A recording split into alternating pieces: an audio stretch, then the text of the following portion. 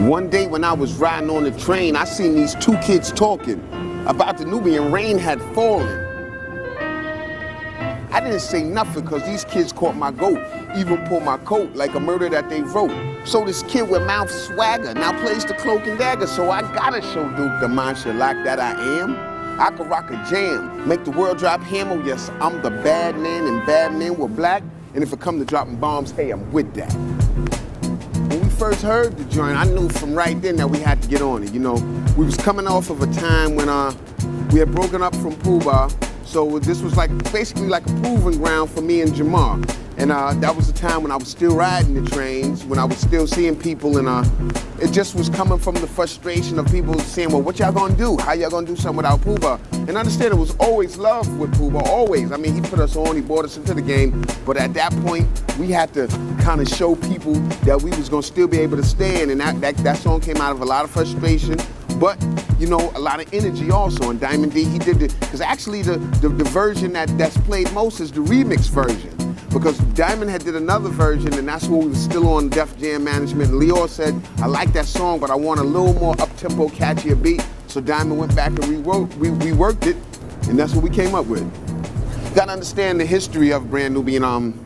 You know, first, personally with Alamo, my father and Alamo's father grew up together in Harlem, in Lincoln Projects. So I got baby pictures with Alamo. You understand what I'm saying? I got pictures where we like 3 and 4 years old. I went to his party. He was over there on Fail Street in the Bronx, had a party with a musician, with a magician back then. We was 8 years old, so I've always come up with Alamo.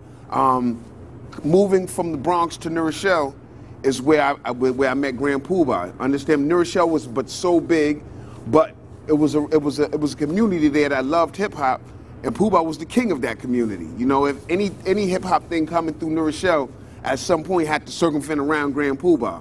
And what happened was, you know, I was a solo artist, and Jamar was a solo artist, and it was a place, the library actually, New Rochelle Library, North Avenue. That's where dudes would go and rhyme and do ciphers like that. And I met Jamar from going to the cipher of him rhyming. I was always seeing this dude rhyming. I was like, well, damn, it's not that many of us out here that's rhyming that's nice. I know I like a lot of the artists today. I feel that though, what separated my era from this era is I loved Big Daddy Kane. I loved y'all. I loved KRS-One. I loved Cool G Rap. I loved all those dudes, but I didn't want to be those guys. I changed my name from Derek X to Sadat X in a year, I think it might have been about 89, 90, because basically I was doing a lot of stuff with Grand Pooh Bah and Jamar, and they were affiliated with the 5% Nation. See, I had always known the guards from growing up in Melrose and Jackson Projects, Concourse Village. I had always seen the guards and was attracted to them. But when I went up to New Rochelle, I really was able to learn the lessons and some of the philosophies of the 5% Nation. And in dealing with them, I wanted to take a name that was reflective of that. And I came up with Sadat, you know, and Sadat meant that I was my own self-savior, and also coming behind Anwar Sadat, who was a great black president of Egypt. So I took it in that aspect, man, and you know, Derek was an honorable name. You know, my mother and father gave that to me, and anything they gave me is honorable. But I took Sadat, you know, as a way into the 5% Nation. Recently, about 2 years ago, a year and a half ago, I was incarcerated. I was on Rikers Island, and the situation went down as such. It was the train strike in New York, so it wasn't no trains running, because I remember that morning I was supposed to go downtown for an interview with some people from Japan.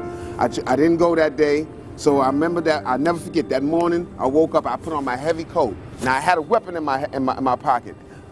In my mind, I knew that I shouldn't have had that in my pocket, but I said, I'm just going to the store and I'm coming back.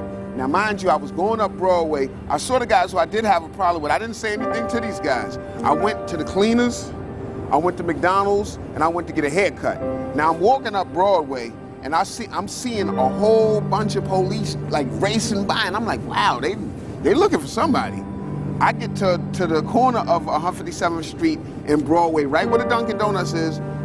They roll right up on me. Where's the gun? Boom, bang, boom. They go right to the pocket. What had happened was the guys that I was beefing with, they knew I always had my weapon. They called and told police that I had the weapon. I went to Rikers Island. I was sentenced to a year in jail.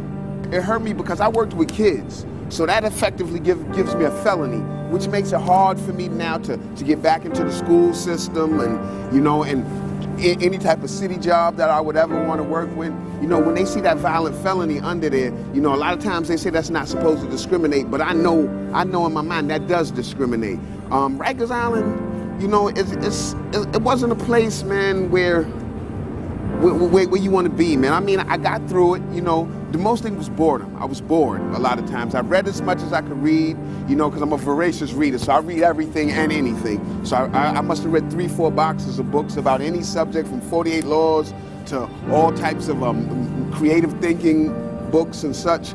But it's just not a place, man, that was conducive. First of all, they've taken all the college courses and stuff out of the jail systems, out of Rikers Island. So basically what it was is I was in a dorm room with 60 other guys.